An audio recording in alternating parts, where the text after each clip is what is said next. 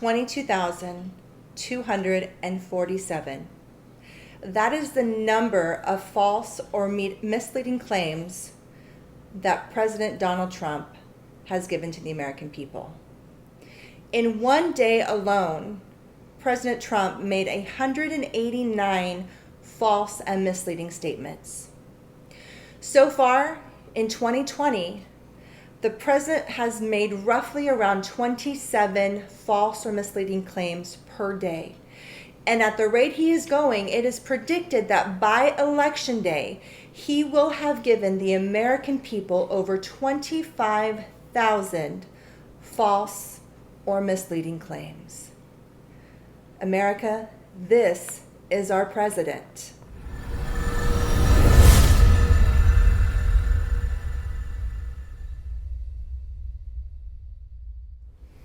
Welcome, everybody, to the Lionheart Institute podcast. I'm Richard Thomas. And I'm Tiffany Thomas. And we're here to talk politics today. Now, I know it is a crazy topic to take on. People are offended, get in fights at their dinner tables.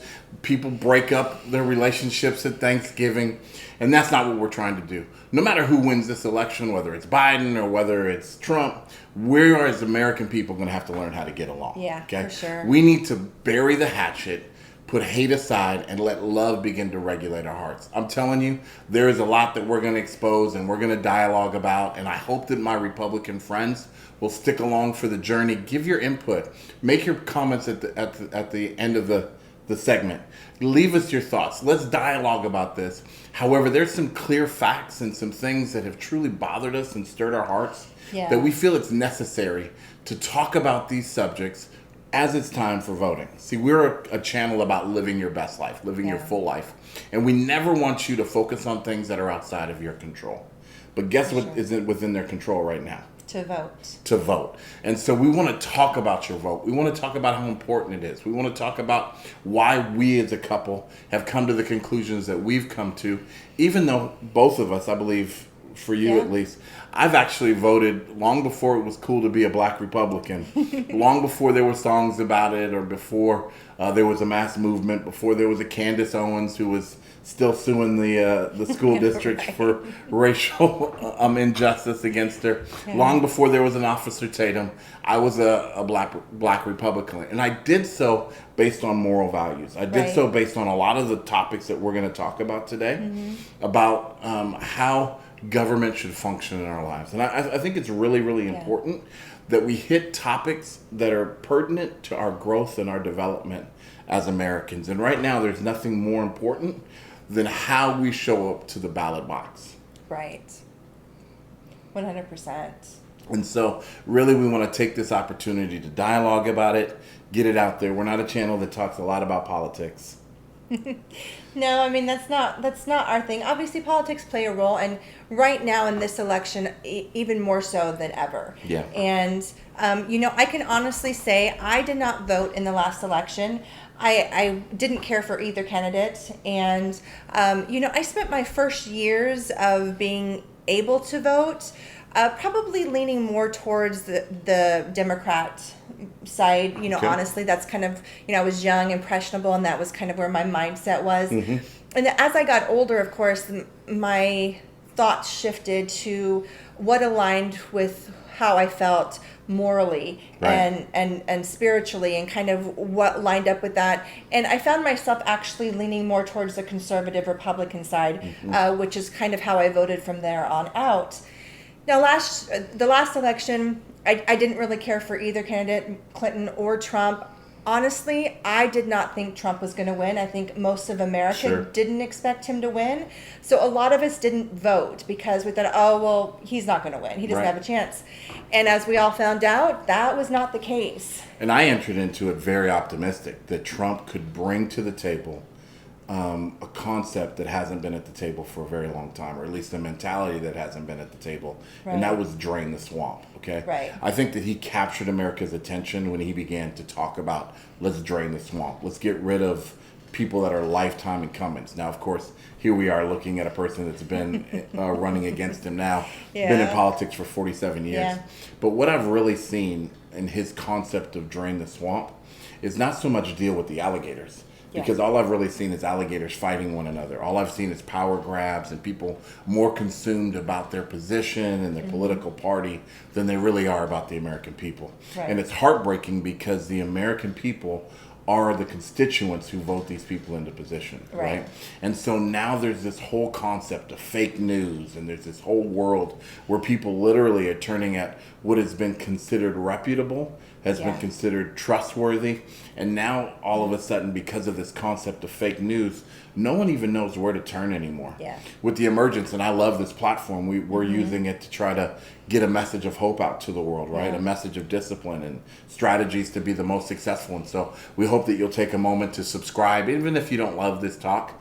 Take a moment to subscribe, become a part of this community, because we talk far beyond politics. For sure. So I love this avenue and this medium of communication, but so many people have used it for conspiracy theories and driving concepts that are just not truth, right? And just driving a lot of hate. Yeah, absolutely. And, as we said, we don't typically talk too much about politics, but we really felt strongly about this because, Richard, and my interaction right now with social media has been overwhelming. Absolutely. And very ugly, to say the least. The attacks that you get for having different opinions or different thoughts, even when you show people facts and truth, the attacks keep coming.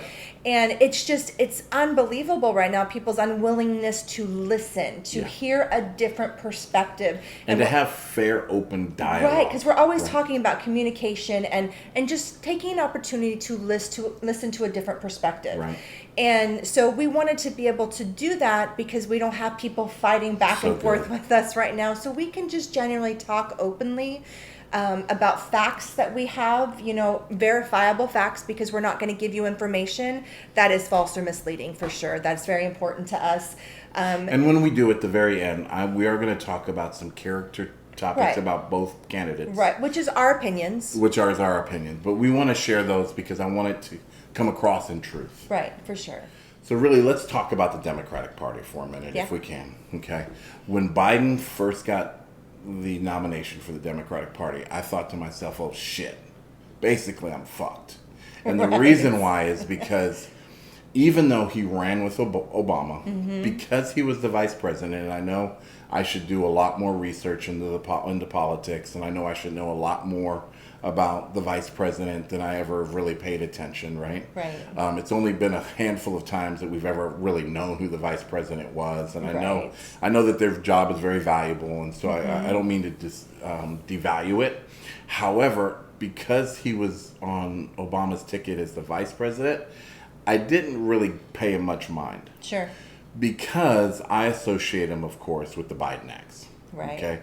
And so for someone coming from the black community, stats as high as they say 70% of black males, particularly in some regions of the country, being arrested based on the Biden acts, the stop and frisk mentality. The mass incarceration. Mass incarceration that has done nothing but destroy homes and families and careers, and put many of our guests that come onto our interview series into a chain where they've had to step it up to a level that's almost incomprehensible. The amount of responsibility they've had to take for their own life, right? And the amount of work that they've had to put in contrast to their fellow coworkers to climb the ladder, right? For me, Biden held a spot in my heart of mistrust, of anger, of frustration, right?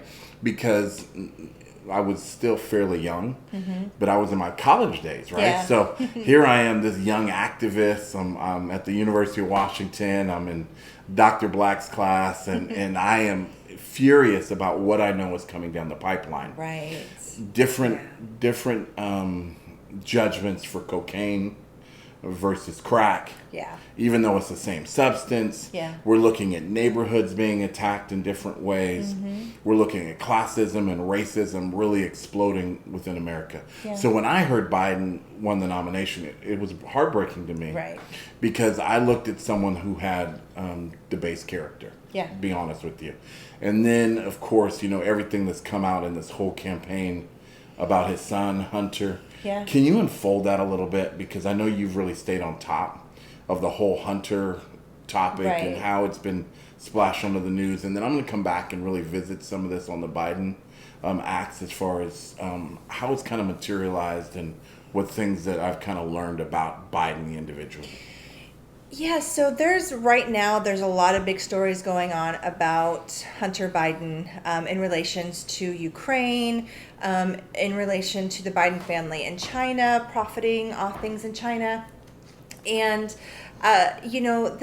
the thing is what I have discovered, and it's actually recently come out in multiple news venues, is that most of that information has come over from either Russia or Iran, because as we all know now, they are actively trying to sabotage this election. Okay. As far as for Biden, they've come out very clearly they are trying to sabotage. No, that's not necessarily something that Trump is engaged in, right? That is a foreign government. Right. As of right now, they have not stated that Trump is involved in that. They know that there was involvement from the Trump family in the 2016 election with Russia, and because there was a huge investigation into that. However, there is no connection as of right now between what Russia and Iran are doing. Okay. But they do know for a fact that they are interfering with the 2020 election. Okay. So they know these stories are coming from that. So right now, there's a lot of stories that are being told to be pulled from social media, from news stories, because people are publishing and talking about them as if they're facts. Now, my question is does that mean that they're out in front of these stories, or does that mean that these stories are not grounded in any truth? They're saying these stories are not grounded in any truth. Okay. And unfortunately, people are sharing them as if they are fact. Trump's, both Ivanka and Trump Jr. have ads on television right now, just blowing up the story about the Biden family and Hunter Biden and their children and how they're profiting off this. So his children are currently running ads that I believe have been pulled or in the process of being pulled because they are in fact considered fake. The FBI has done a huge, massive investigation in this.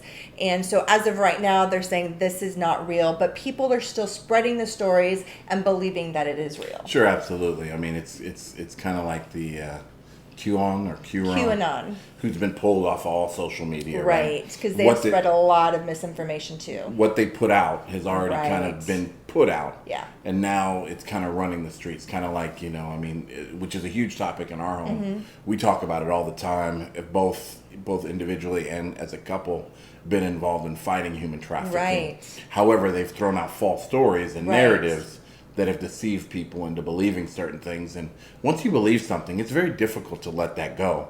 Right. There was a big story actually in Georgia in the last few months. Right. Georgia was the primary target of QAnon's releasing information. And the report said in Georgia that President Trump had been involved in a massive human trafficking ring with children. Right. And that they had rescued hundreds of children in Georgia from these sex trafficking rings.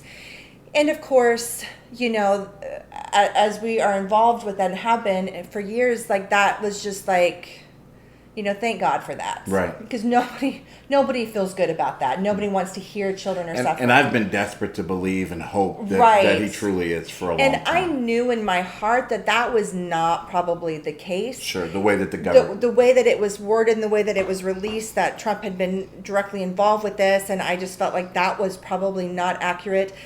And unfortunately, sadly, it turned out to be the case. And it broke my heart to find out that it was fake news, because I truly wanted to believe that, these children had been rescued. But unfortunately, they determined that actually QAnon was responsible for releasing this fake story to make the public believe that Trump was fighting human trafficking and helping save children. Which is extremely honorable. Right. Not the lie, but the action of fighting. But sadly, it was a lie. It wasn't true at all. And there's thousands, I think nearly 14,000 young children. I want to pause for a moment in this political discussion. Nearly 14,000 to 17,000 estimates indicate that go missing in America just from our home soil every single year. Oh, yeah. And so if there's something that you can do as an individual or as a group, maybe you're watching us and you lead a company or you lead a religious organization or a part of a church, this is a campaign that you really should get involved in. It's our children. It's the most precious of precious. we need to fight it. And well, just awareness. We need to bring in awareness, because awareness in itself will help fight it. Yeah, just the awareness at the mall and so forth. Absolutely. Huge topic that way, and that's something that probably we will discuss in the future. True. That's important to both of us in it. But let's get back to Biden for just a minute. The Biden acts were horrific to our communities. Very much so. It set back the progress that we were making in significant ways. All right. We were making advancements. Yeah. This act, these laws, this philosophy of incarceration of black people, which 1,001 reasons why they did it. Watch, what's that great documentary that changed your life that you watched on Netflix? 13th? 13th. Yeah. Very, very powerful educational piece. Set us back tremendously. It did. Okay. Yeah. The one thing that I will say about Biden is that he has come forward and said he was wrong. He has. Yeah. Now, to me, it is important that we're right most of the time, right? I love what Chris Rock said, that we're not in the profession of making mistakes. Right. It's kind of like there's some institutions you can't make mistakes. One of those positions being a pilot. Right. You can't make that. And I would say that Biden made a mistake that was fatal to so many people. Right. But the fact that he has acknowledged that, chosen someone that is from a criminal background as his vice president, his request to Obama, and this is so impressive, was not that you're always going to agree with me, Obama. Not that we're always going to see eye to eye. You are the president of the United States, which says to me he's at least humbled himself in front of a black audience to say, hey, you're going to make the final call, right? I just ask of you, Kamala, to be what I was to Obama, which is the last person in the room. Yeah. I think that says everything about his position, his thoughts on the decisions that he made. And a lot of people would crumble under that pressure. Yeah. I know for me, if I made a mistake like that, it would be very difficult to come back to the table, all the ridicule that surrounds him, all the judgment that surrounds him, and rightfully so, right? And have to address it, deal with it, and now try, as he said, I've been working ever since he came to a revelation that he was wrong, to make those things right, right? And I think that they have a plan to extend the work that they did in the Obama administration, what trickled into the Trump administration, which we'll get into a little bit, to address the wrongs that have happened in the criminal aspect of locking up drug users, drug abusers, rather than really getting them the help that they need. Right. And so I think that Biden, while I still grieve in my heart based on what he did, I think that what he is doing is addressing it. Not that he'll ever make it up. I don't believe he will. Okay. But what he can do is he can establish a new reality and a new truth. And his current prison reform plan is amazing. Yeah. And especially coming from my mental health background, what he wants to do, essentially with addicts in general, him and Kamala Harris have said they don't need to go to prison. They need to go to rehab. They need to go to counseling, because too many families have suffered from their fathers and their husbands being in prison for 20 years when they just needed to go to rehab. 100%. And the fact that they've acknowledged that, to me, is huge. And I think that it also speaks to the concept of white privilege. Yeah, right? For because sure. for so many people who have had the means or the capacity, and this doesn't just speak to white privilege, but privilege in the sense of economic wealth and capacity. What happens so often is if you come from a solid economic wealth base, that's your outcome. You never end up going to jail on first counts. You never end up spending significant time. You're able to afford a lawyer, a judicial process that typically will lead you in the direction of that type of reform of your life, right? Yeah, you're able to afford bail, which is something most people in the black community 100%. can't afford, which is a game changer for a lot of people. And the way that they do bail in America is a political topic that needs to be addressed as well. And I hope it comes up. And we put pressure on our politicians to address it, because it's so economically based that it's really a class system enforcement that causes the poor to become prisoners of the state. And it's not so much that the crimes are different from one household to the next.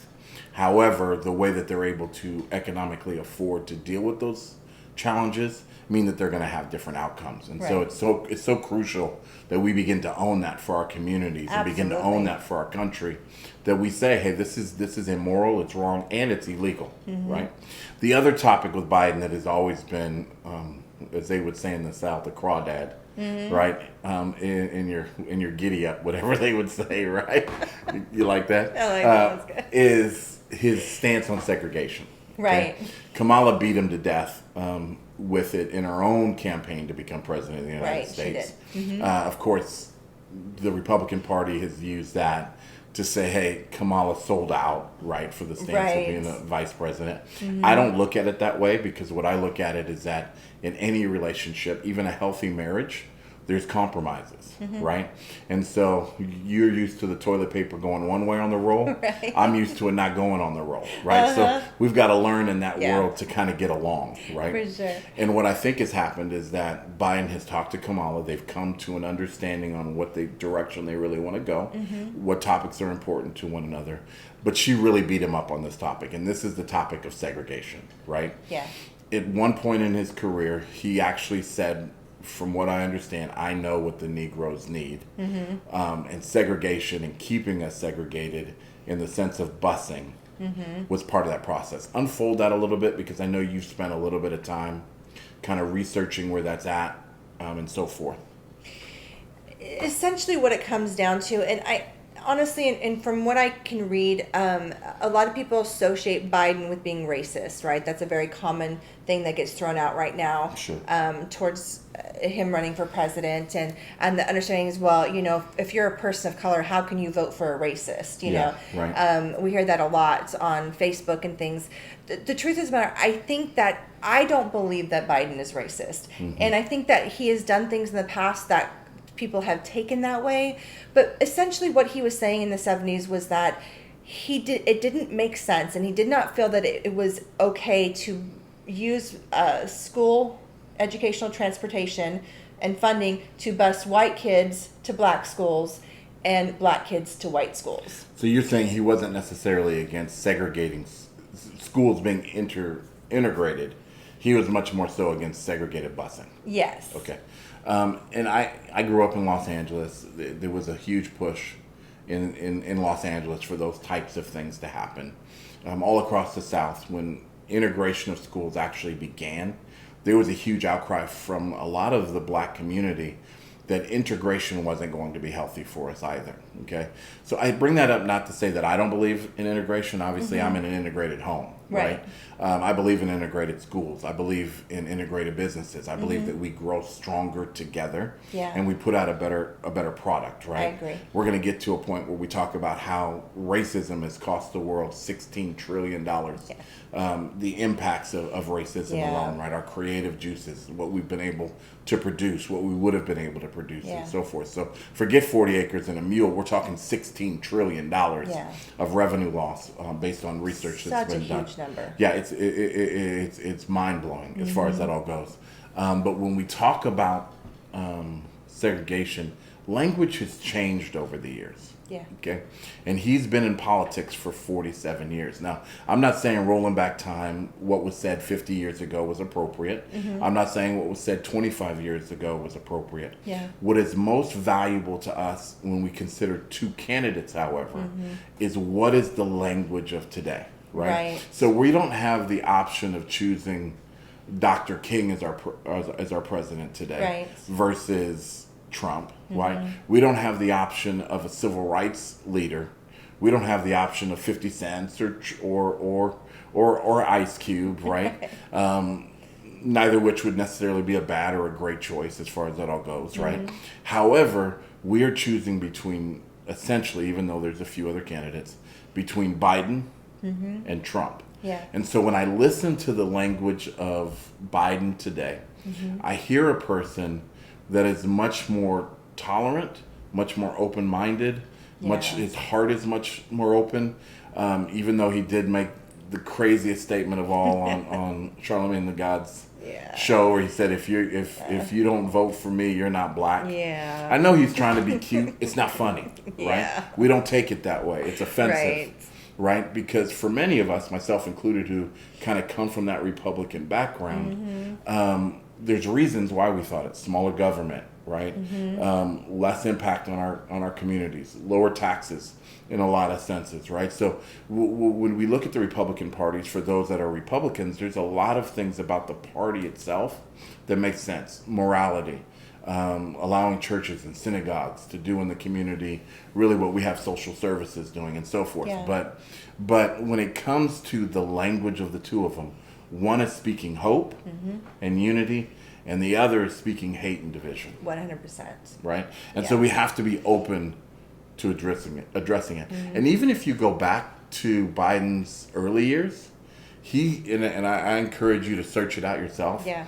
He gives the most powerful speech regarding apartheid in Africa that will just rock your soul. Yeah, South Africa. Yeah, South Africa. He says our commitment is not to the South African government. Yeah. It's to the South African people. Yep. And it's so powerful that he begins to talk about how valuable the black people of South Africa are. Yeah. How we should cherish them.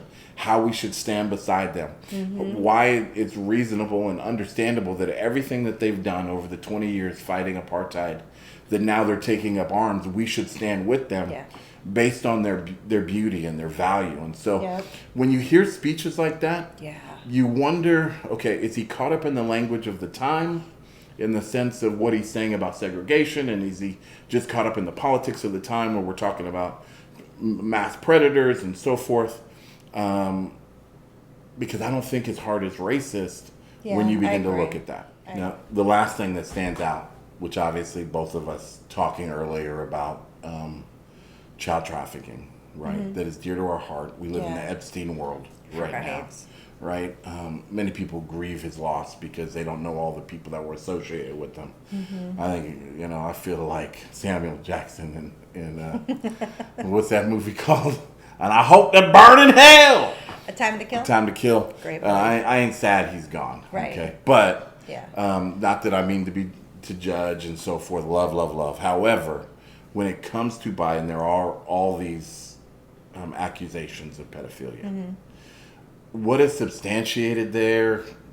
When you look at Biden's life, is there a history of that? I mean, because obviously I wouldn't want to be led by a pedophile. Right. Right? So what do we know about that? So after doing some research, and of course, if any of you have other facts, please, as Richard said earlier, put them in the comments. We definitely want to hear anything that you have to add to any of this or to disagree with. Please, by all means, if we've made any mistakes, let us know. But one thing that I found was that the comments, the story of him being a pedophile actually came from a meme that Donald Trump posted, that he tweeted.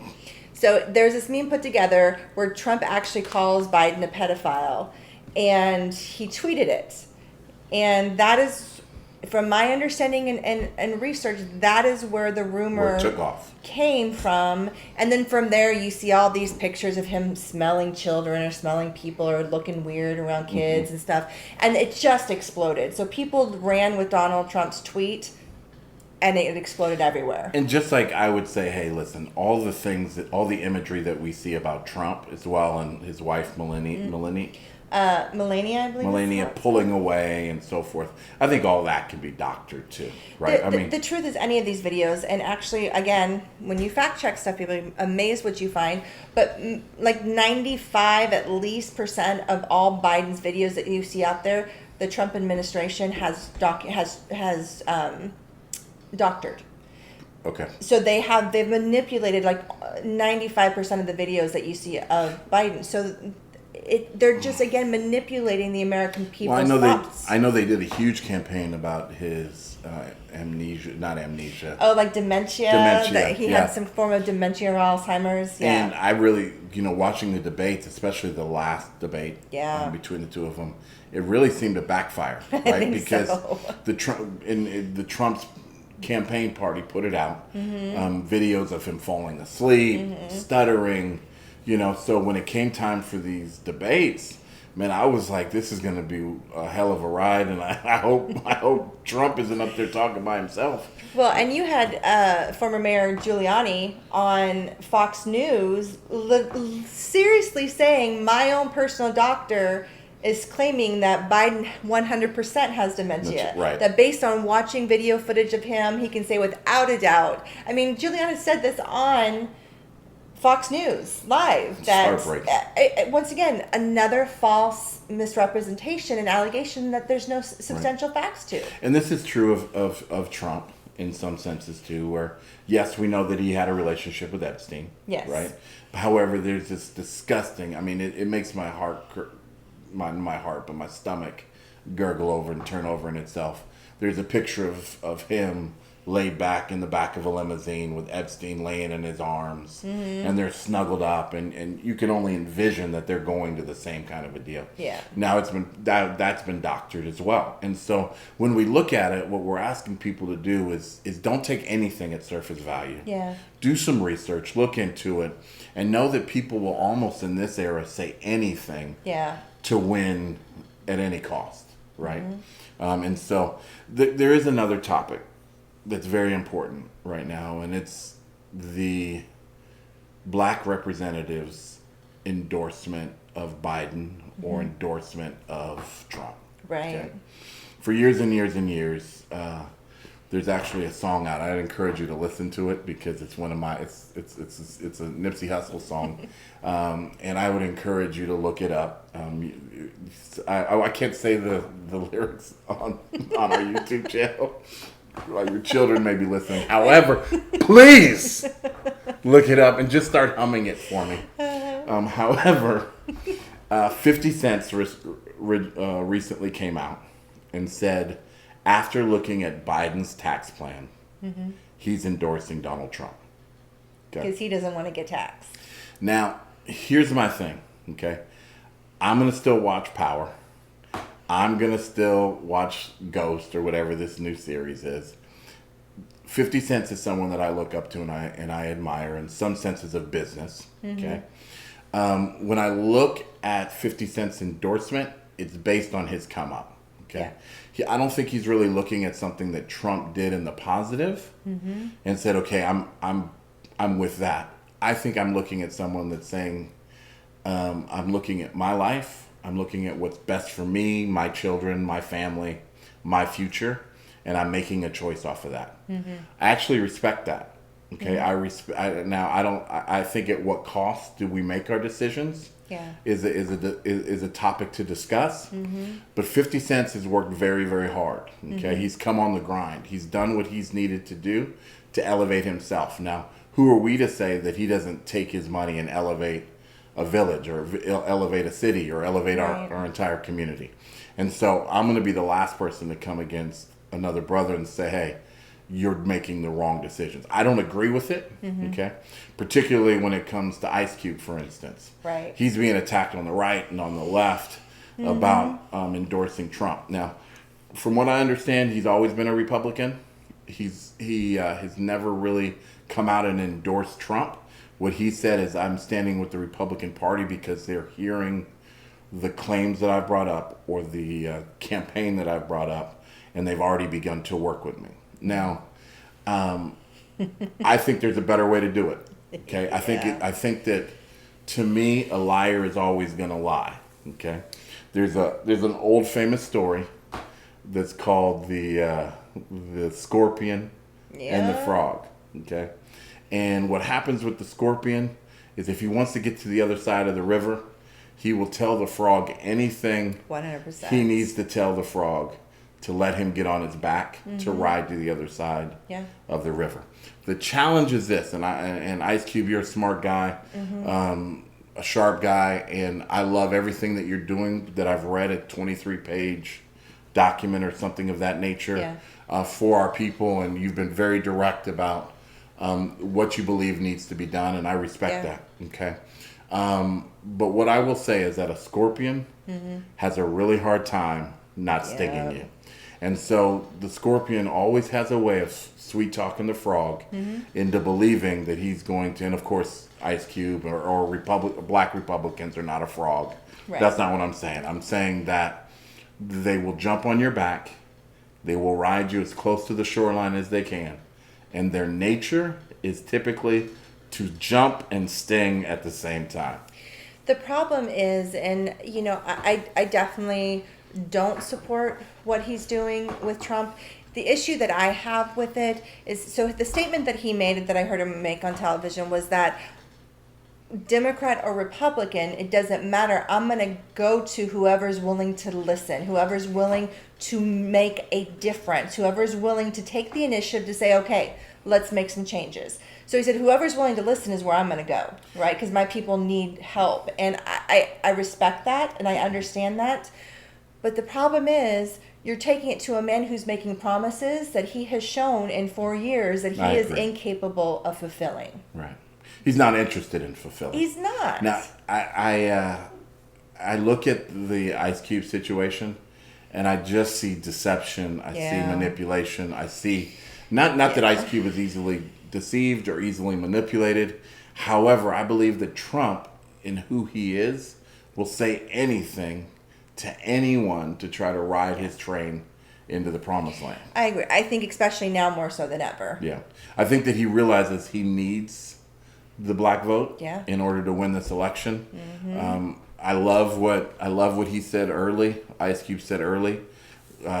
Don't just give your vote away. I'm actually leaning further away from the Democratic Party and further away from the Republican Party every single day. Yeah. I hope in the case that whoever wins this election will change my perspective of that. I'm losing real hope in our political system, and I really believe that a third party, at least for people of color, needs to arise. Yeah, it's very much needed. And there needs to be significant work done in the political realm to change policy, to enforce policy, to make police reform happen, to help economic wealth growth in our communities. And so there needs to be something done. I salute Ice Cube in the sense of pushing that agenda. I just think that a month away from negotiating it, it's going to be taken off the front burner and put back on a shelf, not even a back burner. For sure. So that's my greatest concern. I agree with that.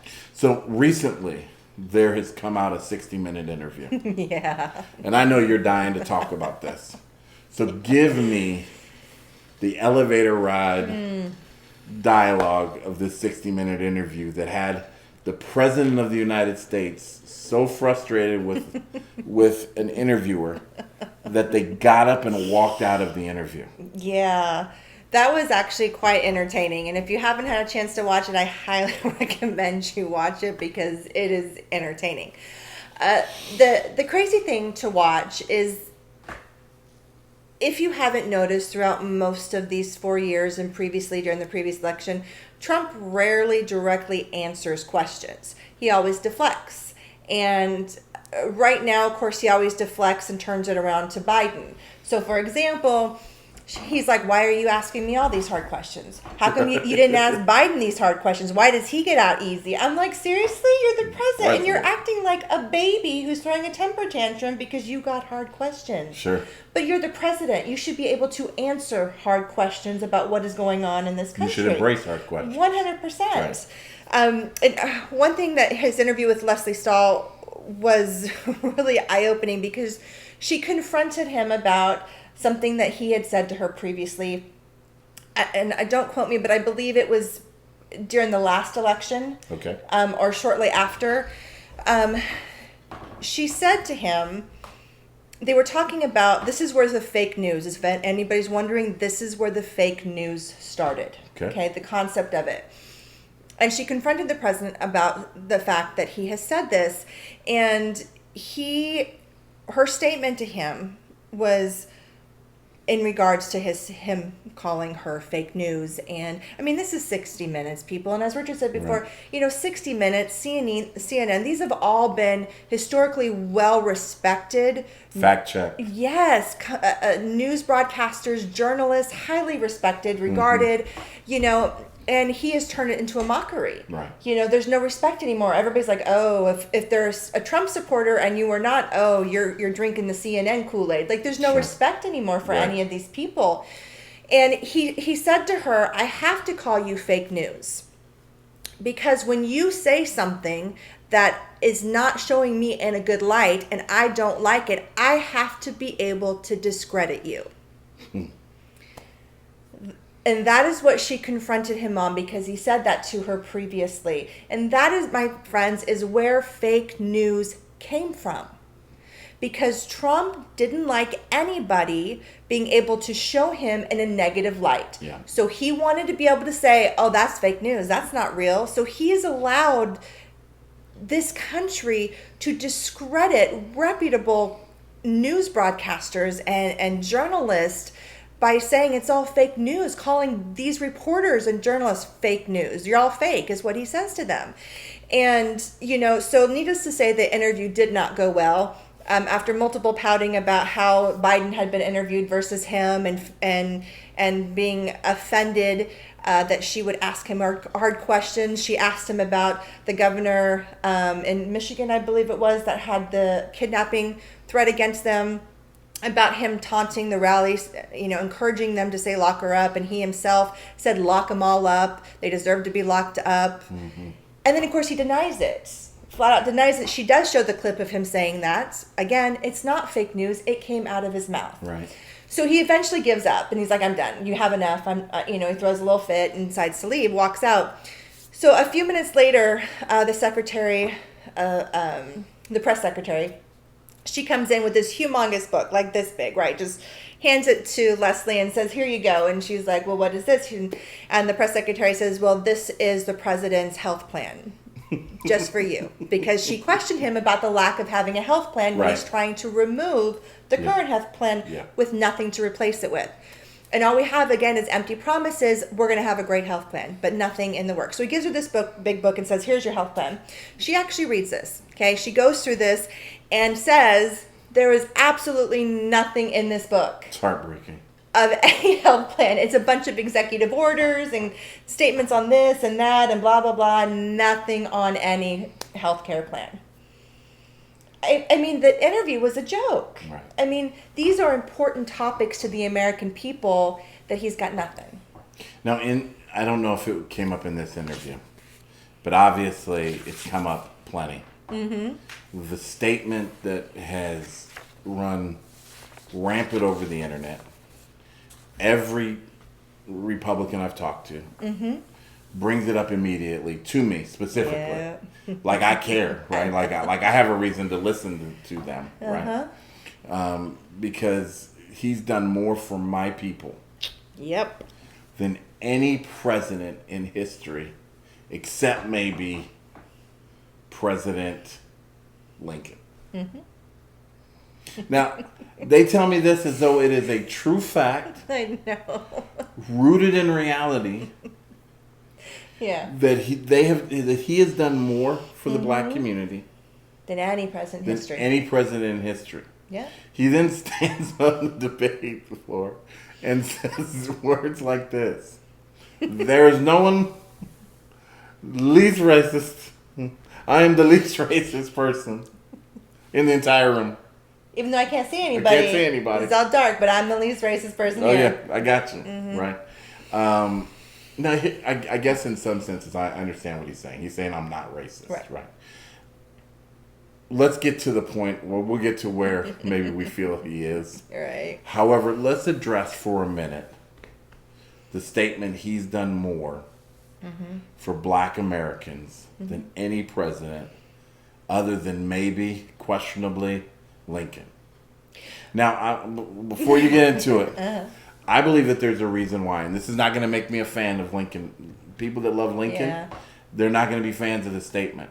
But the reason I believe he contrasts himself to Lincoln so much is because what he has done for black America is very similar to the things that Trump did for black America, which was a result of the outcome that they sought, not based out of a heart's desire to do good for black America. I agree. What I mean by that is that Lincoln never intended to free the slaves.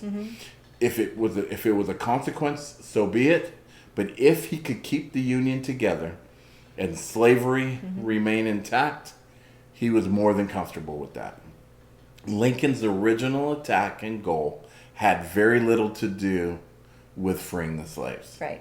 And I know that's going to offend some people out there, some historians maybe. Yeah. You can jump in the comment sections. We can have a dialogue. If you're local and near, we can talk. I'm a historian.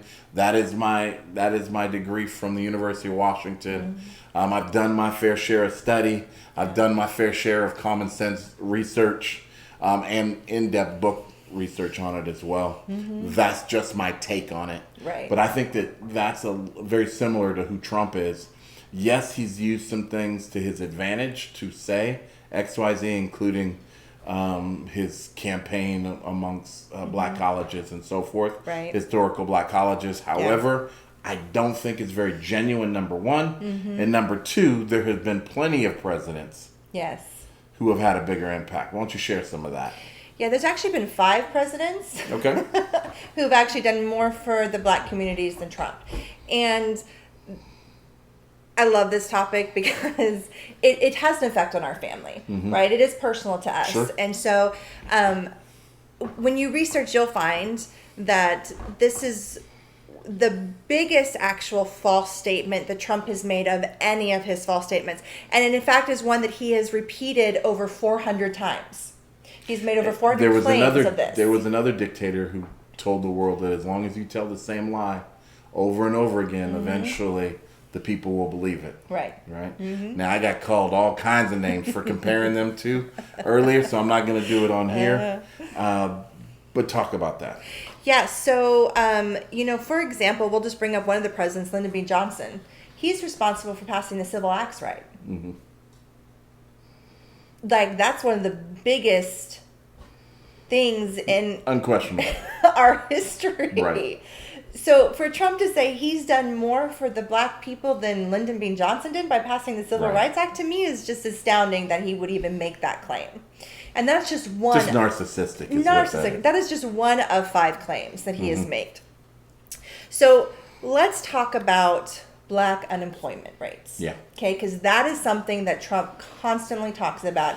He has the lowest black unemployment rates. Now, mind you, I'm going to give you some stats. I'm going to tell you where you can find them because they're factual. And I want to point out this is, of course, pre-COVID, right? Because unemployment rates, I believe, are over almost at 20%. At this point, they're astronomical. So let me say this for our viewing audience. Lionheart, there's a lot of people that will tell you that everything that's happened since COVID is not his fault. Right. Okay? I don't believe that. Here's why I don't believe it. Because we don't live in a world of excuses. Okay? We're taught to take responsibility for where we have responsibility. Yeah. We are taught the only way that you can achieve it. Hell, what about what is his own son-in-law said the other day? Yeah. For black people to be successful, they really, really got to want it. If they really, really want it, they're going to achieve their dreams and their goals. And not just do they want it, they got to want it more than we want to give it to them. Okay, so my second statement is this to Trump: you really got to want it, man. You really got to want it, and it's going to make all the difference. COVID doesn't matter, even though you lied to us repeatedly about it. But break down these stats because they're eye-opening. Right. So, okay, so the first thing I want to talk about is the unemployment rate among the black communities. Okay. This is a big platform that Trump has repeatedly talked about how he himself has brought the black unemployment rate down to a significant number, the lowest number in history. Okay. Right. So I want to break this down to help you understand where he gets to that number. So this can be found from the U.S. Bureau of Labor Statistics. Okay, for all of you that would like to look this up to fact check it, you are welcome to do that. So here's what I want to give you, the information I want to give to you. The truth is, the lowest unemployment rate that Trump brought us down to was 5%, 5.5%. So that's something that he talks about, lowest rate in history, that he brought unemployment around black communities to 5.5%. So, of course, everybody's like, oh my gosh, that's huge. Nobody's ever hit that number in history. But let me educate you. Barack Obama actually set a precedent for the lowest unemployment record in history. Okay, that's actual facts. Sadly, you'll discover as you start to research that a lot of what Barack Obama did was never talked about. The Republican Party diminished so much of what he did accomplish that most people don't even know what he really did. So let me break it down by numbers. When Barack Obama took office, unemployment rate was at 16.8%. Okay? Throughout his 8 years, he ended black unemployment rate at 7.9%. So let me break down to you what percentage that looks like. President Obama took black unemployment rate down 53.2%. I mean, let me repeat that. He took the unemployment rate down 53.2%. Okay, let that sink in for a second because that is significant. Now, when President Trump became president in 2016, the unemployment rate, he took it in at 8%. So he dropped the unemployment rate among black Americans 31.3%, from 8% down to 5.3%. So he makes a claim that is very misleading because, in fact, Obama took it down over 50% when he only took it down a little over 30%. So numbers don't lie, okay? People lie. Numbers and facts don't lie. Right.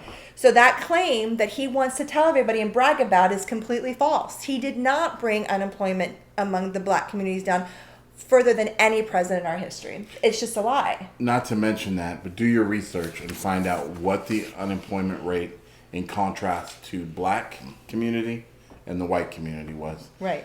We're going to leave that alone to your own research because I don't want to step on your toes too much in those regards. However, you will see that the variance was massive. What happened was Obama received a stale, down economy. A recession, and turned us in the right direction. He did. Drove unemployment rates to an all-time low. Trump was able to receive the momentum of it. And no matter what you say, COVID, he was responsible in the area of COVID. Mm-hmm. If he would have done the right action plan, we would have been a recovering economy by now, rather than a 900 drop in the Dow just the other day. Yeah. Okay.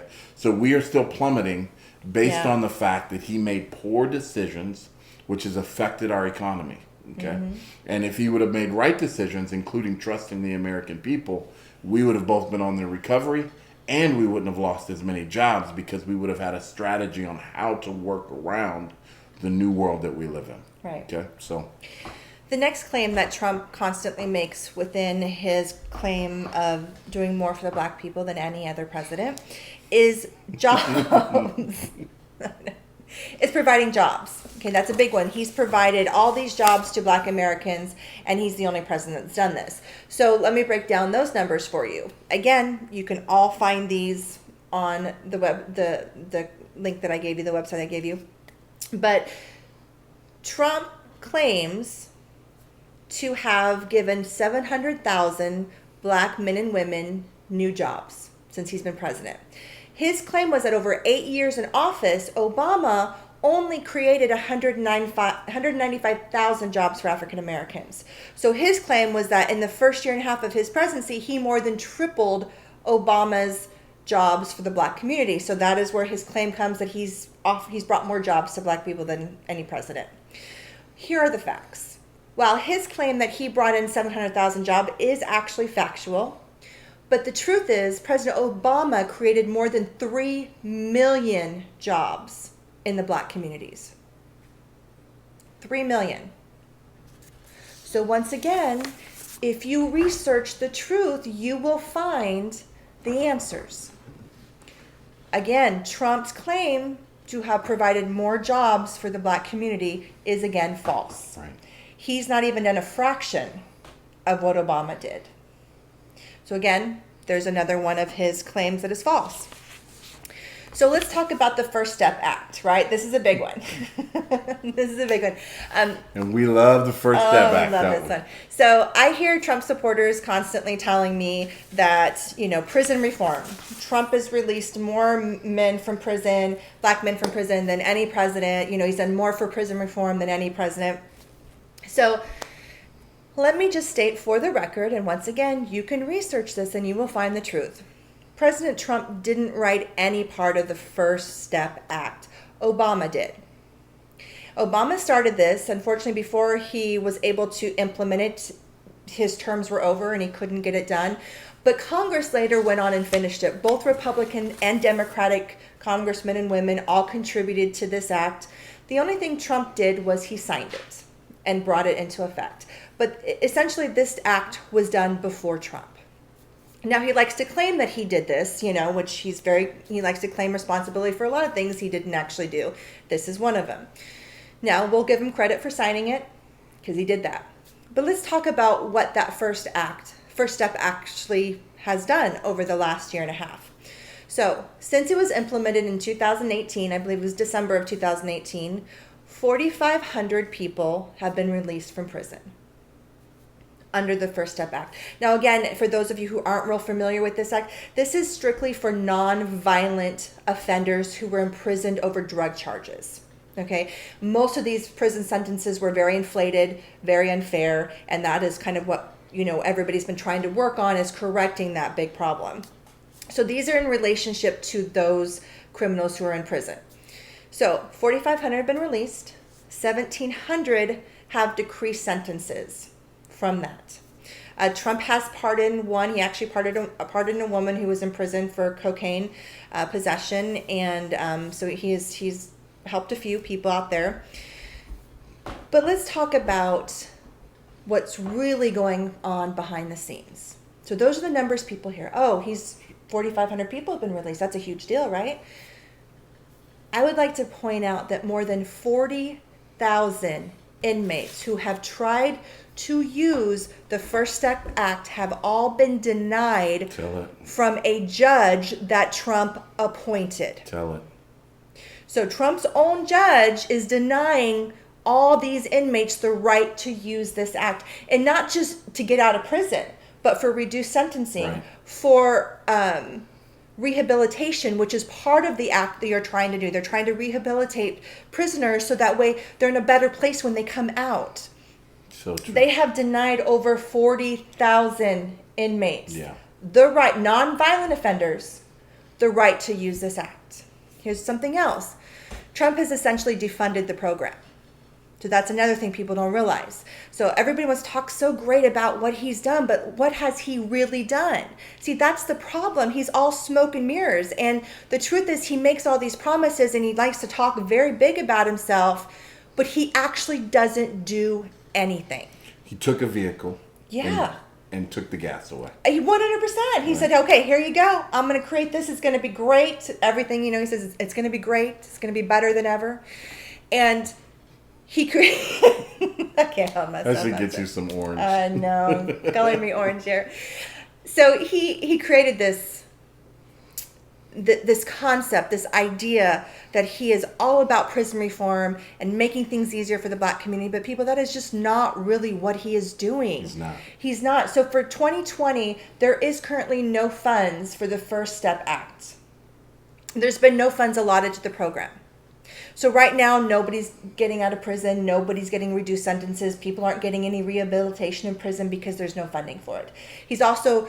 the staff has been cut way back because there's no funding, so they're greatly understaffed to be able to implement these programs. Right. And this is just the reality. See, people. One of the additional topics I just wanted to mention in regards to Trump's stand on the whole "I've done more for the Black community," right? That whole statement that he likes to claim. He claims. Right. So if he's truly done so much as he claims, then why, when racism and police brutality is brought up, he has nothing to say? So good. So, like millions of people, I watched the last presidential debate, and that was actually a question. That was actually brought up to both Biden and Trump. Okay. And Trump didn't even talk about it.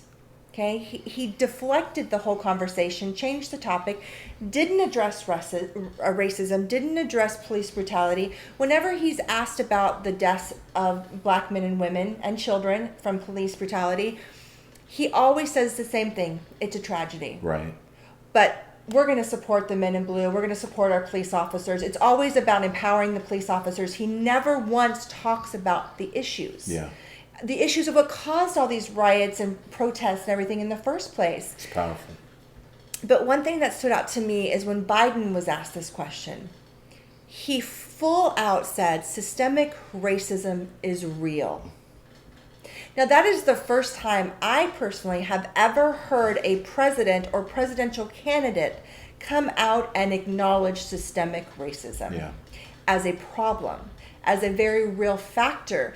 And that was something that greatly stood out to me, because we are in the midst of so much violence right now because of the death of George Floyd. Started the whole chain reaction this summer, Breonna Taylor. People just weren't able to catch their breath. No, I mean, it's just all these things and all the new information coming out about the AG involved with Breonna Taylor's case and the grand jury and all the lies and deceit that the public 100%. Was fed and all the truth behind it. I mean, it's just mind-blowing right now. And in the midst of all this, our president could make an impact in what is going on in this country. Should make an impact with what's going on in this country, but he won't even acknowledge it's a problem. Removing training that would address it from government. He's now officially removed cultural diversity training from federally funded programs and businesses because it's anti-American, system. But yet he will not address one of the biggest issues in this country. And for me, that I was just like, how could you not talk about it? Right. Like, he didn't even talk about it. I mean, he just literally avoided it. Yeah. And I thought to myself, this is a real problem in this country. Around the world, things are happening where they recognize that racism is a problem in the United States. I mean, this is a worldwide acknowledgement. NBA, NFL. World soccer. Yeah, they are all taking knees. They are all recognizing systemic racism as an issue in the United States. This isn't just our problem. They're all recognizing it. They're all standing with us. So if you go to a game in Europe, a soccer game in Europe, you expect to see people kneeling. They're going to take a knee. Because they get that it's a real problem in the United States. But our own president won't even acknowledge that it's a problem. Right. And to me, how can a president who claims to have done more for the black people in this country than any other president in our entire history, how can he not even acknowledge systemic racism? How can you not have a prepared dialogue about it? Right. When you're asked that question, if you've done so much, it's been so prevalent on your mind, how do you not have some kind of a response to that topic? So good. It's definitely eye-opening to think about. It is. Challenge is really where you think your vote should go. We take things for face value so easily, and we just accept it as truth and fact. But the more you research, and I promise you, I spend a lot of time talking to people on social media, and I research a lot. You can ask Richard, because I don't want to give misinformation, right? I don't want to give false statements that were fake news to other people. I want to be able to say that I know this to be true because I researched it with my own eyes, and I found the information.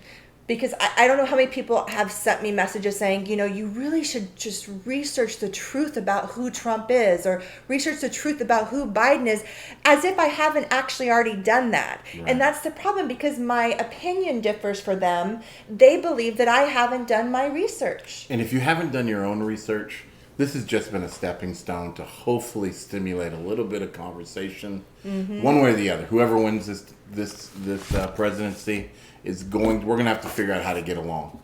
So it's important that we know where the other party comes from, so that we can begin to create a bridge to really pass over in relationship and in building our country back to where it wants to be.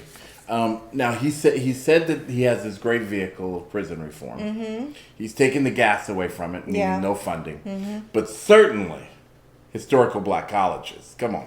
Right. Okay, so let's be clear. The HBCU, right? I want to make sure I get the name right. They have always been funded, okay? He hasn't actually given to them anything more than Obama did. Obama funded them every year as well. The only difference is that he has promised them essentially an indefinite funding. So that means they do not have to come back every year to request the funding for their schools. But Trump hasn't actually given them anything more than Obama gave them as well. Okay? Interesting. So now granted, once again, they don't have to come back every year. It's theirs. But here's the thing. Now, if you have different information, once again, please let us know. But from what I have looked into, he has not actually given them any funding as of yet. Isn't that interesting? So again, this is a really... the promise is there. The promise is always there. Mm-hmm. But there's never any follow-through on those promises. And we're going to go over some other promises that he's done that, once again, there's no fulfillment in there. He has not followed through with that. And while I truly hope that he does, now it's in writing, so I think they can hold him to it. I hope so. But again, he messes with our funding so much within our government systems that he just pulls from here, pulls from there. I mean, will there truly be funding for them indefinitely? To me, what's frightening about... Now, I think it's good that they have an established budget for the next decade, I think is what it really is, right? Let's anticipate that he's going to give those funds up. Okay? Right.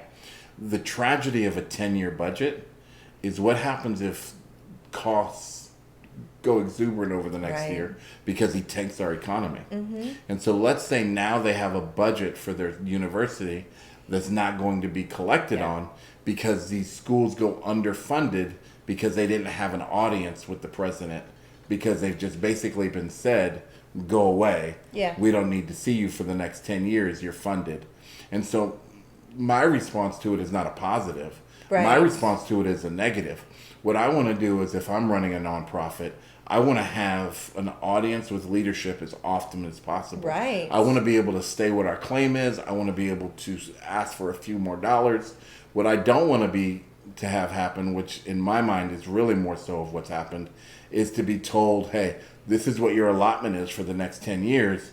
Was inflation considered into that? Mm-hmm. Was the cost of raising the salaries of professors in that? What factors really went into the development of this fund? Or did they just take a number that's good today and assume that it's going to be good 10 years from now when we know it's not going to be good 3 years from now, right? And so that's my thing with historical black colleges and universities is, did we get ourselves locked into a situation where deception has now cost us more than it's really given us platform to succeed?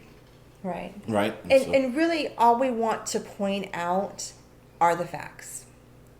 Trump has continually made a claim. He has put his campaign on it. He brags about it. He goes around talking about it. Over 400 times he's talked about it, that he has done more for the black community than any president in our history.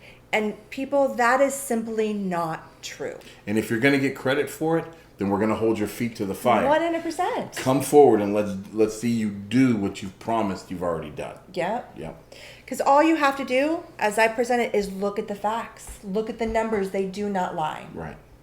It's that simple. So good.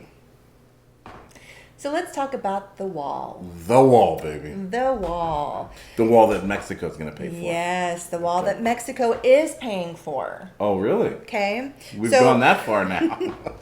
So Trump built his campaign in 2016 on two things: cleaning the swamp. Yep. Okay. And building the wall. Raising the economy. Raising the economy, building the wall, keeping out all the rapists and the murderers and all these Mexican people that he talked about. Doesn't it actually feel disgusting to even repeat the way that he said it? Yes. It's ridiculous. But he did say that there were some good people. Yeah, he also said that at the but he Nazi also called rallies. White supremacist good people. Right. So, his judge of character. So let's talk about the immigration, the wall, for a second. So I do want to point out that illegal immigration from Mexico to the United States actually declined more than 35% when Obama was president. More than 35%. Now, it has gone up since Trump has taken office. But I just wanted to point that percentage out because, again, Trump likes to say that Obama didn't do anything. So just wanted to bring that up. Now, let's talk about the wall. So Trump claims that he was going to build this wall, close off Mexico's borders from us, and Mexico was going to pay for it. Oh, boy. That one still, honestly, just gets me, truthfully. But let's talk about the billions of dollars he needs to build the wall. Right. Now, when he first brought this up... We're not talking about a fence. No. A wall. An impenetrable wall, as he likes to put it. And I will say this, because I've seen the contests. Mm-hmm. They are now using the small portion of wall that was built to time how long it takes to climb. Yeah. I think the record's under 45 seconds. Yeah, it's super fast. They've been able to get over this wall. It's not blocking anybody. Let's just put it that way. It's not preventing anybody from coming over. So Trump said that Mexico was going to pay for this wall. He bragged about to the American people that we weren't going to pay for it. They were going to pay for it. And, of course, the Mexican president just laughed and was like... It's offensive. It's horribly offensive. You get it? Offensive? Yeah. And, of course, he laughed and said basically we were out of our mind if we thought that we were going to build a wall and they were going to pay for it. So at one point in time, I believe it was 2019...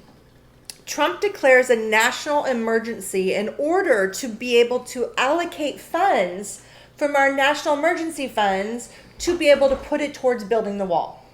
Because the truth is, he realized Mexico wasn't going to pay for it, and he had to prove to the American people that he was going to build this wall. I mean, he built an entire campaign around building this wall. Right.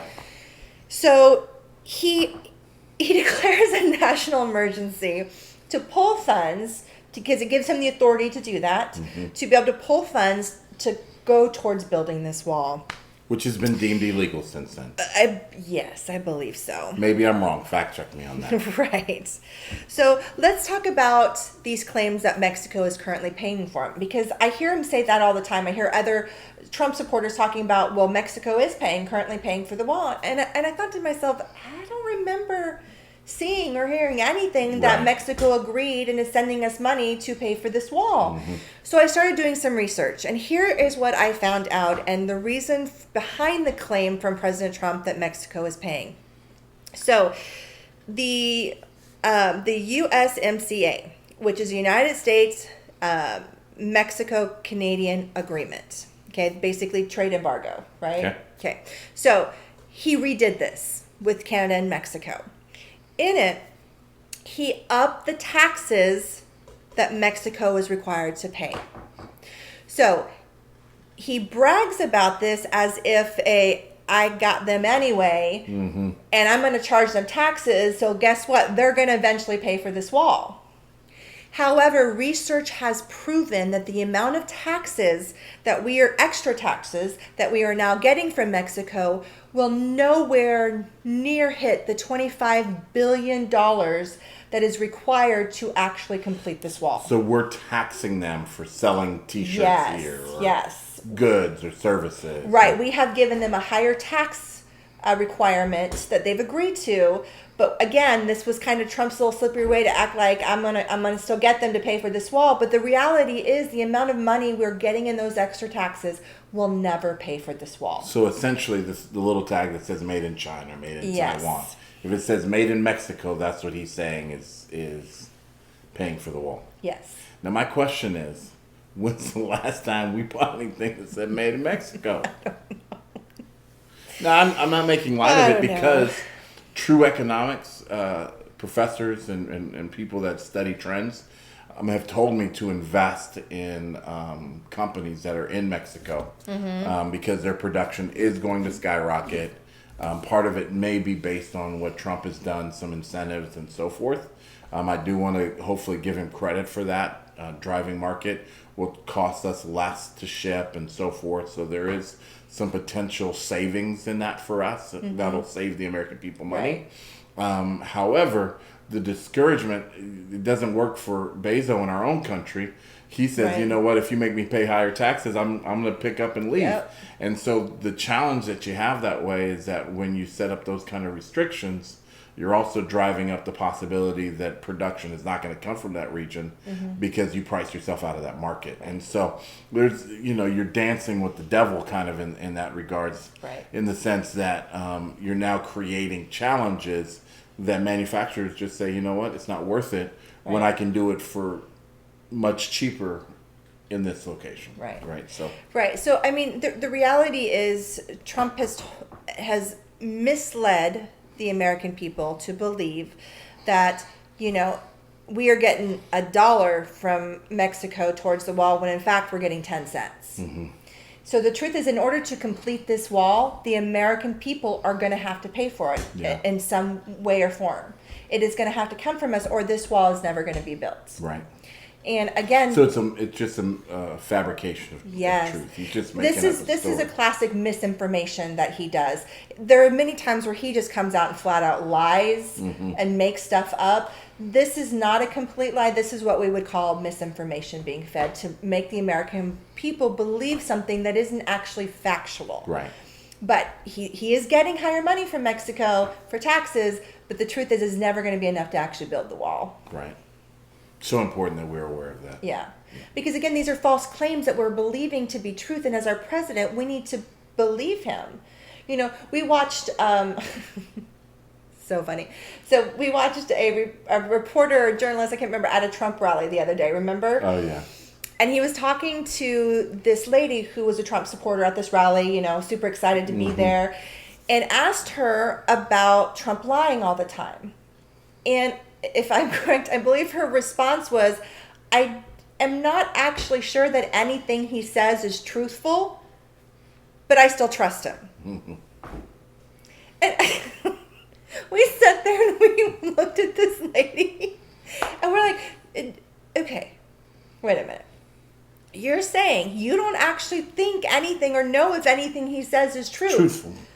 But you trust him. How do you trust somebody that you don't even believe? Blind faith. I mean, I don't even know. I can't even go there because it gets me so riled up that people are believing lies. And even when you give them facts, like we've given you today, when we give people facts, they just completely dismiss it as propaganda. Oh, it's just lies made up by CNN. Don't even research it for themselves. No, because they take everything he says or Fox News says as fact. 100% fact. They believe all his tweets. They believe... I mean, Trump tweets and retweets lies and false information, and they know this. And Trump was actually asked about his retweet about the military conspiracy that bin Laden was still alive, everybody, and that Biden was somehow involved in this conspiracy theory. Right. So he retweets this from this military man, and he was asked, like, why would you do that? You know it's false. He's like, his exact response is, well, I'm going to leave that to the American people to determine. No, you already know that this is fake, and you're retweeting it. The President of the United States is saying, hey, here you go. What he's saying is that the ends justify the means. Yeah, that his character means nothing to him. Yeah. That his character, from in most cases, means nothing to the American people. Right. That he's able to run around and say and do whatever he wants, as long as the end result is what we're hoping for. Right. So my question becomes, what is it really that the American people are hoping for? I know he ran on a campaign, Make America Great Again. We've pressed that question. Yeah. When is that? Was it 1913? Was it 1920? Was it 1950? Was it the 1800s? When was America ever truly great? Now, I believe we're in the greatest country in the world. Okay, I have no facts to base it on. I only base it on the fact and the reality. This is my country, right? I love our country. I gladly pledge allegiance to the flag. I know there's some of my brothers and sisters, people of color, that would look strangely. I mean, I love our country. Okay, I do the 4th of July dance, and I get excited about it. Okay, I believe that what this country offers to the world and to people of color here is phenomenal. That is not to question the fact that people of color in Africa or South America, their beauty and their gifts and their talents can't still rise, and that, you know, those countries are phenomenal in a lot of regards. There's a lot of countries in the world that are amazing. I happen to be born here, and I happen to have a vested interest in making America truly great. Maybe for the first time, not again. Okay. Yeah, because it has never been. And just for the record, so people know, Trump actually stole that tagline from Ronald Reagan. Yep, trickle down man. Yep, when he ran against Carter for president, he actually used that slogan, "Make America Great Again." Right. And that's actually where it comes from. But the truth is, in my opinion, and again, this is just my opinion, when I hear President Trump say that, and over these last 4 years, what I see, what he's done with this country, all the racial divide, all the hate, all the violence that is being blamed on the Democratic Party, But this is Trump's America. Right. Like, we are living in Trump's America. And what I see is when he says to people, let's make America great again, I see that as a representation that he is trying to take us back to a very white, very male-dominated America. No doubt about that. Because in my opinion, that would be a great America to him. But that's not a great America to any of us. For women, for people of color, that is not the America that we want. Right. It's the America that we suffer in. Yes. It's the America where white males have a predominant voice of privilege, and they're not to be questioned. Yeah. And when I talk about it, I have many Caucasian friends. Right. Okay. I'm half white, so I am half Caucasian. Okay, so there is a white male in me as well. It's weird to think at times, and people that look at me, they don't think that my mind works in those regards. Right. Just because of the color of my skin when they look at me. However, I recognize that there's privilege, there's benefits, not only as one of our guests once said, not only in skin tone, but where we're raised, the education that we have. Yeah. So there is privilege that people can experience in any racial background, any economic background, where they're positioned in the right way for success. They're given relationships and they're given opportunities, and they're fortified with opportunities to fail and keep moving forward, not to have those failures be the end, but to really still be a launching point for their success. And so I recognize all those things, but when you look at the way that Trump divides, his character of division, his narcissistic approach to the world around him, I think he's a dangerous candidate. We've seen the danger of him in office for 4 years. We talk about he started his campaign against Biden with this is the future of a Biden-ruled America. Right, and it's a picture of what's currently going on in Trump's America.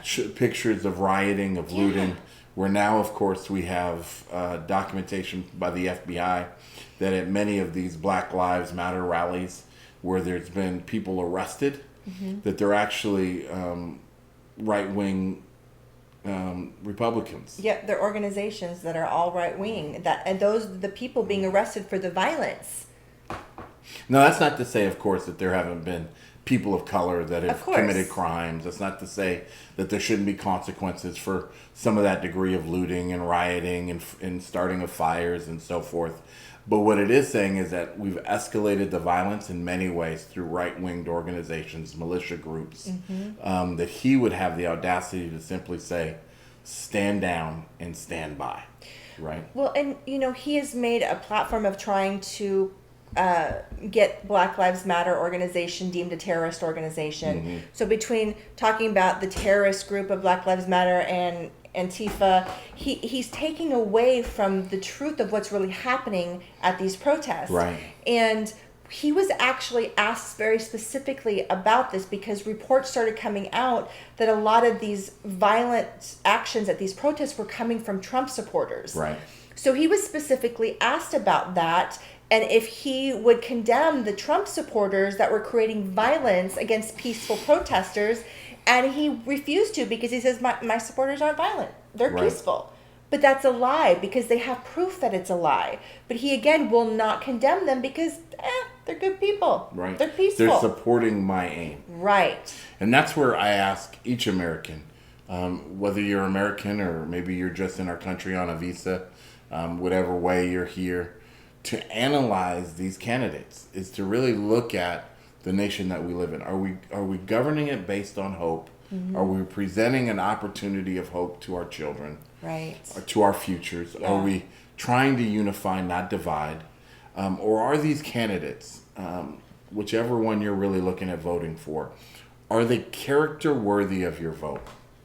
Well, somebody once said to me, and this was early in the 2020 election process and campaigning process, when we were discussing Trump, and she said to me, it's not a popularity contest. You don't have to like his character for him to still be a good president. And that statement just hit me like a ton of bricks. Right. And I thought to myself, well, time out. What do you mean? because a person's character is who they are. Yes. So his character is going to reflect on the kind of president he is, and Truthfully. it is reflecting on the kind of president he 100%. is. And for somebody to say that his character doesn't matter as long as he can run this country well, no, he can't run this country well because his character shows that. Right. Look at all the people that he has hired and have been arrested. Look Oh at my all gosh, the I people that know. he's hired and fired. Right. Look at all the people that are under indictment that he's fired, trying to separate himself from the responsibility of the things that they did Yep. on his ballot.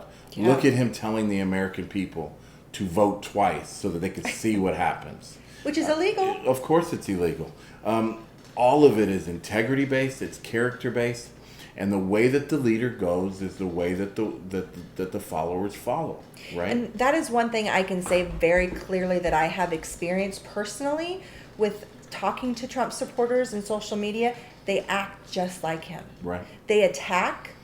They're defensive. They call you names. I mean, I have been called so many names by people who don't know me because I have a different opinion and because I share factual information Right. that they don't want to hear. And so, I mean, it's incredible. They act just like him. And it makes my heart so sad to see people who have dropped so low and have lost so much humanity that they forgot what it's like to respect other people's differences and Yeah. opinions. I mean, look, America has never, ever in history agreed on politics, right? We've always been divided, Republican, Democrat, conservative, liberal. And that's normal. But he has taken it to a whole nother level. Absolutely.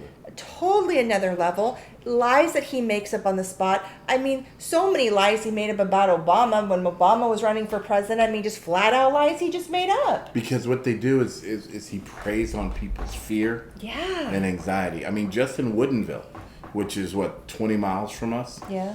at an event, a BLM event, a Trump supporter is pulling a gun. Now, am I saying that Trump is the cause of all of these? Do I think that he's sending out memos to each one of these evil people that are acting out at these events?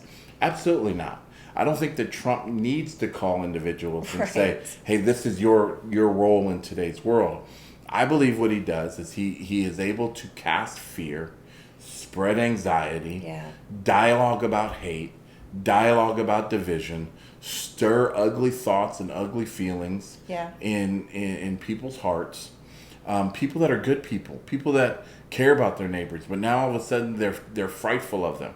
Now all of a sudden he's created a world where they're living in stereotypes and bias, and they so much so that he's removing education about those things even out of training, because what he wants to be able to do is say whatever he wants to say, influence the minds of his followers in such a way that they hoard mentality, that they group mindset, and then they just feed off of each other. And so the internet, as wonderful as it is, as powerful as it is, as much good and as much money as you can make on it and use it for positive things, has now become such a negative world of interactions where literally you begin to share a thought of something that's important to you, and people that you haven't talked to for months and years will literally try to jump on and shut you down, not out of logic, not out of dialogue, but simply try to intimidate you to be silent. And here's the deal. I said this to somebody the other day. The days of us buying your candy are over. Yeah. Okay. What I mean by that is there's a lot of people that are kind of like Eddie Murphy Raw. They're going to the concert. They're seeing the show. We'll call it the Rocky show, right? And they're thinking that they're going to come out and beat up Balboa, right? They're going to come out and be Rocky Balboa, and I'm Clubber Lang, and you're going to beat me into submission. No, my friend, those days are over. Right. You're not just going to intimidate the world to do what you want to do. So much so that now militias are showing up with guns. They're showing up with ARs. They're showing up with a demonstration of violence and power. You have what are they called? The good girls? The Proud girls? Boys. Oh, Proud Boys. I'm sorry. The Boogaloo Boys. You've Boogaloo got Boys, all these the new people one, that yeah. are grown men calling themselves boys, Yeah. right?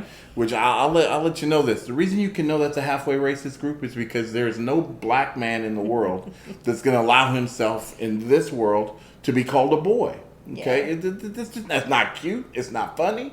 The term boys is, to me, the equivalent of saying I'm the son of the KKK. Mm-hmm. That's all they're saying. Now, I will somewhat tap dance on this one and tiptoe into this because I don't know the Boogaloo Boys. I don't know the Proud Boys' full doctrines or belief systems. Right. But I do know that their founders come out with hit somebody in the mouth. Mm-hmm. They do come out with intimidation tactics. Yeah.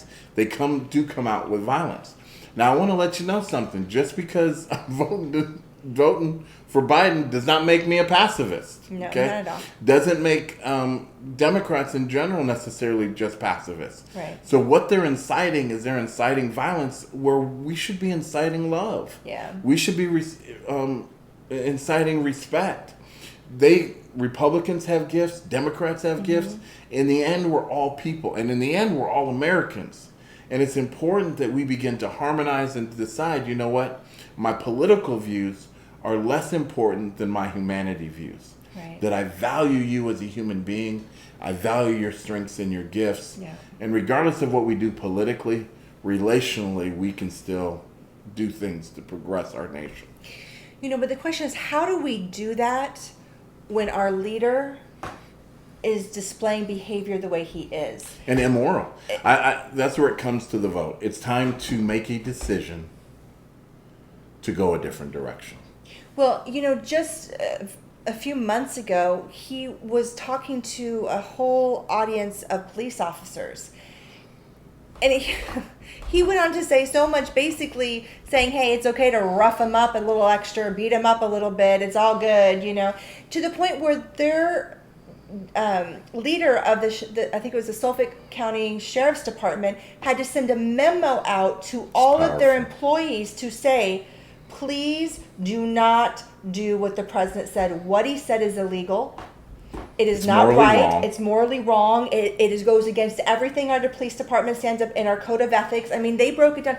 They felt the need to make sure that all their employees understood that what Trump told them was okay was not acceptable. Well, it happened the same thing in Portland. Multiple facets. The FBI has had to do similar things.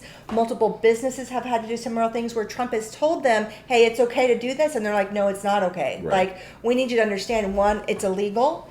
And two, it's not okay. Morally, ethically, any of it, don't listen to the president. I mean, at what point does that become just, how do we normalize that? Yeah. How do we become so accepting of that as a society that we normalize such atrocious behavior from our leader?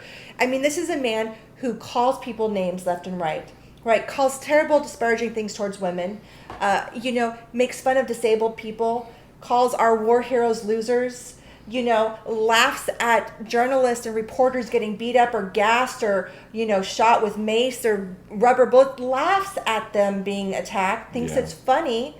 I mean, despicable. At what point do we just stopped holding him accountable for his despicable behavior? I mean, this is a man that has over 24 cases of assault, or not assault, but sexual inappropriate incidences. Some of them are rape cases that conveniently disappeared when he became president. Mm-hmm. I mean, this is a man that has a pattern and a history of bad behavior. Relationship with Epstein. In fact, one of the lawsuits against him and the charges against him was for a rape case by a 13-year-old at the time, included both President Trump and Epstein. Now, people want to see all the time, well, how was he to know what his friend was doing? And, again, my opinion, but based on the facts, when you look at the information, you look at how long of a relationship they had together, all the pictures, the video footages of them together, and the fact that these charges include him in it at parties at Epstein's. Mm-hmm. You have to start to question at some point.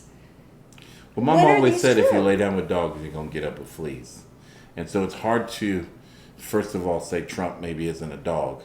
But the second thing, and I say that respectfully, I know that it comes off very crude and very rough, but we do know that if you hang with bad people, you're going to come up with their same tendencies, and the smell of that smoke is going to be on you. Well, and it's not just actions, but he has said things that they have come out of his mouth, joking about buying the Miss Teen pageant, Miss USA pageant, running that because it gives him access to beautiful young women, and talking about how he and Epstein both are attracted to young girls. You know, he has made multiple inappropriate comments about his own children, his own daughter, and this is a pattern, and for people to totally disregard that and act like these accusations are just made up lies. And let me tell you, as a person who is a survivor of sexual assault, I find it disgusting that people have accepted and justified his inappropriate behavior for women. Normalize it. They've normalized it. Called it locker room talk. That is not locker room talk that any locker room and nor is it acceptable on any level. No, it isn't. And it's astounding to me, especially as a Christian woman, as a Republican Christian woman,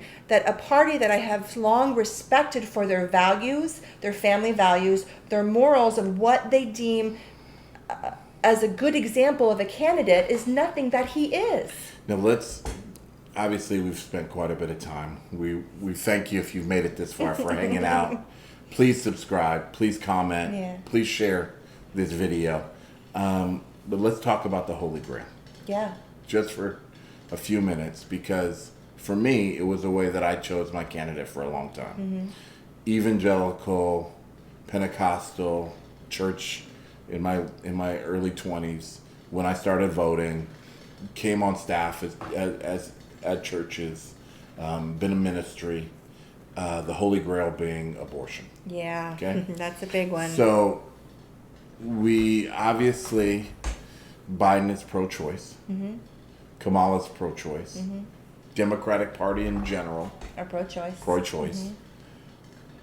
Some people would say, that's enough.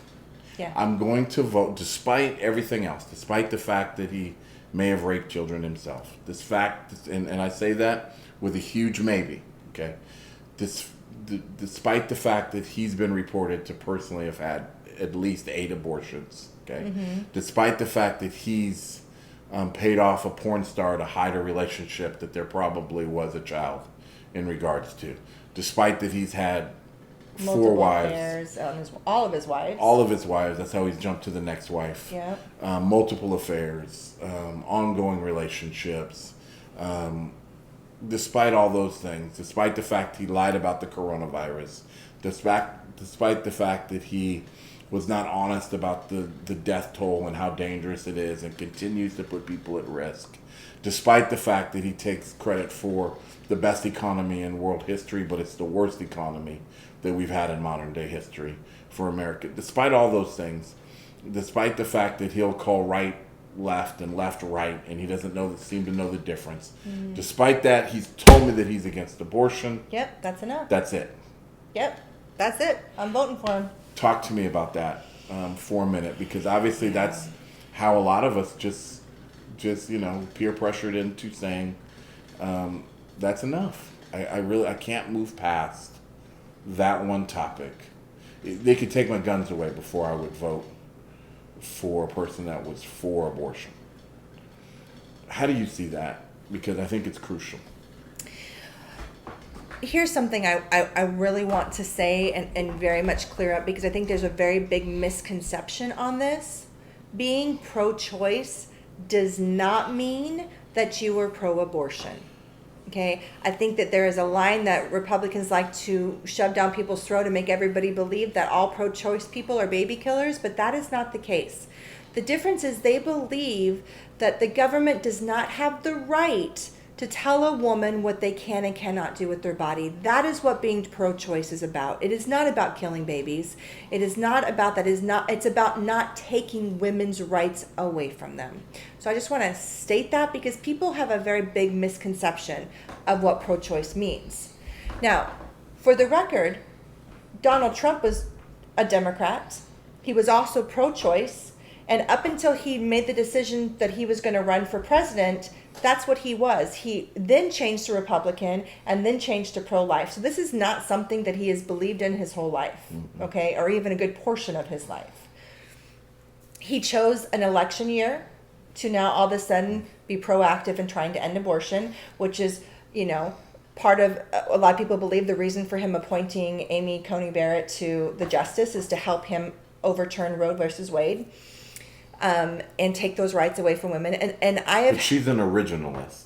Yeah, right? She is an originalist. So do research on that because it's very important, which essentially means that she would roll back to the beginning of the Constitution. She believes that you need to base your decisions on law based on the Constitution and when it was created. So of course there's not going to be abortion in their mind, right? But there's also not going to be what?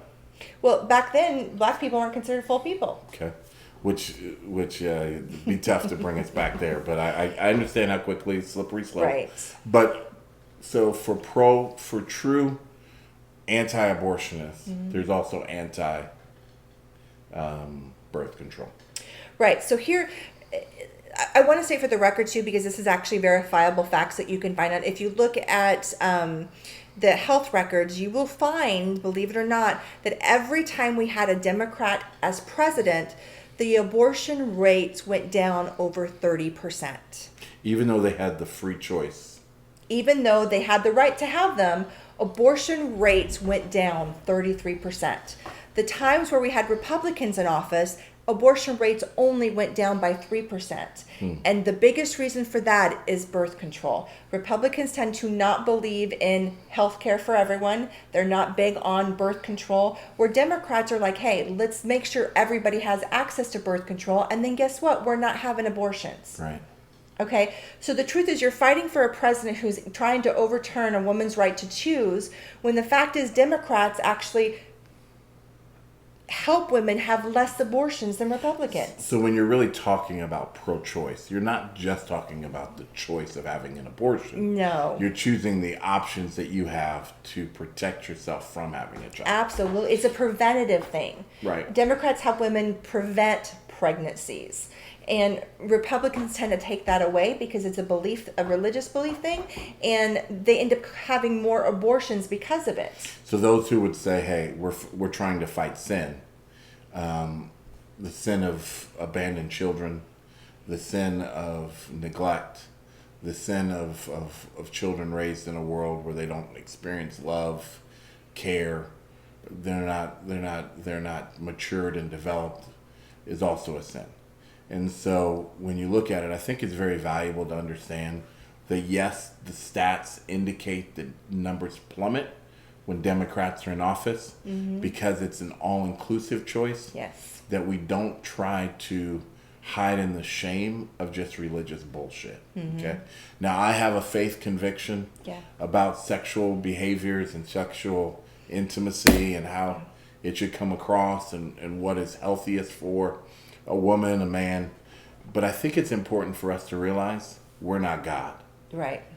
And it's important for us to value life enough to let people make choices. Absolutely. And I think, and I've heard this a lot from people, that abortion we've gotten to a point in society that it's not about a woman's right to choose, it's about us devaluing the life of a child. Right. And I don't believe that to be a fair or accurate statement at all. And it's very cut and dry for pro-life people. It's all about saving that unborn child, and that's as far as they get. Right. They don't look at what happens to this child after they're born. And believe me, I am not for killing babies, of course, on any level, but I also believe that is between women. And I think it's extremely valuable to understand. I don't mean to cut you off there, but I think it's extremely valuable for Republicans who are basing their vote on that concept of pro-choice or pro-life, that Democrats do not see that embryo as a child. When we say baby killers, right, that's language that we're used to saying as Republicans.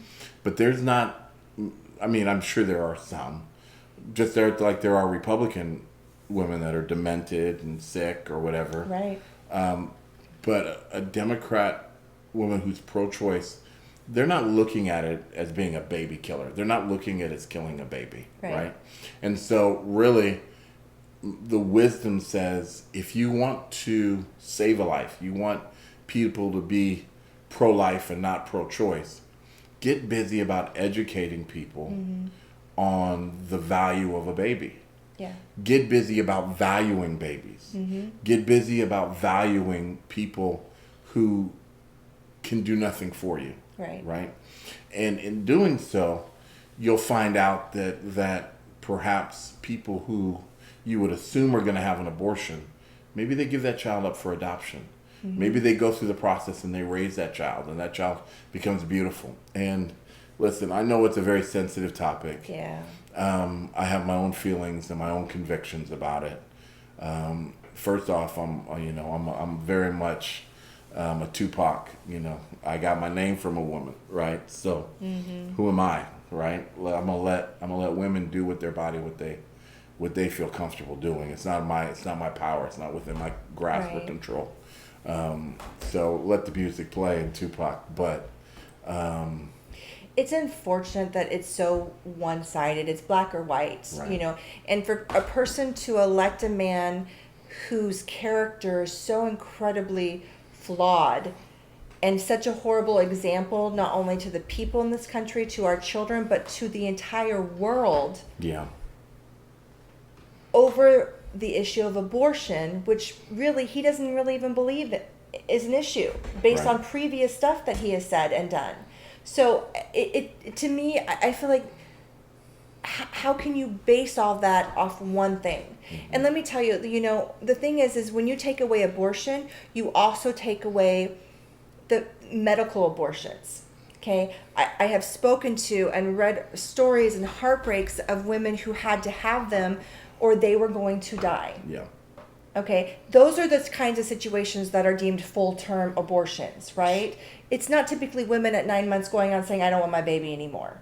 Which I've never heard of. Right, but that is where people, like, they have that in their mind that that's what it is, and that's not the case. And, there is a lot of women that will die that don't need to die if they take it away for medical purposes. And it's heartbreaking to me that they would put the life of an embryo over the life of the mom. Yeah. And I feel that that's a very unfair for them to make that decision for all women. Hey, I get it. Right now, even just thinking about babies, I want to cry. I know. Okay. It's tough. So they're beautiful. It's tough. They're dear to my heart. I stand against them. But I stand with women for their choice. It's a weird dichotomy in my mind, right? I do know this. If you're watching this show today and it's your deciding factor, I encourage you to look into adopting a child. Yeah. I encourage you to look into becoming part of the foster care system and really begin to reach out to kids. And I know you're saying, Richard, I just watched a show about the benefits of Trump versus Biden. You're definitely one-sided. I get that. I respect you for watching it this long. Yeah. I still embrace chances. There's a very slim chance you could change my mind and my vote, but I haven't fully turned it in yet. So, there are chances. But when it comes to that small portion of being pro-choice, I'm sensitive to people's cautions, people's respect for those who choose other directions. And I know it's a delicate topic. Yeah. But we're just saying, don't let that be the deciding factor on a much bigger picture. 100%. And if you feel that way, continue to fight that fight. Sure. Continue to raise awareness amongst Democrats and begin. And I know you're saying, well, they'll never listen. Hey, listen, if you are ready to change your vote now, that means that they'll probably listen, because you may have come into this wholeheartedly deciding you were a Trump fan and you had made your decision on what to do. But I'm telling you, don't let anybody intimidate you into making your vote. Don't let your husband, don't let your wife, don't let your friend, don't let your pastor, don't let your church, don't let anybody around you intimidate you into making a decision that is against your moral code or against what you believe is right for this country. With that, I'm Richard Thomas. And I'm Tiffany Thomas. And I want to thank you for being a part of the Lionheart Institute podcast today. It's been all about politics. Politics, politics, politics. And this dude named Trump and Biden. Yep. I know it's a touchy subject. I want to thank you for hanging out. God bless you, and we'll see you on the next episode. See you soon.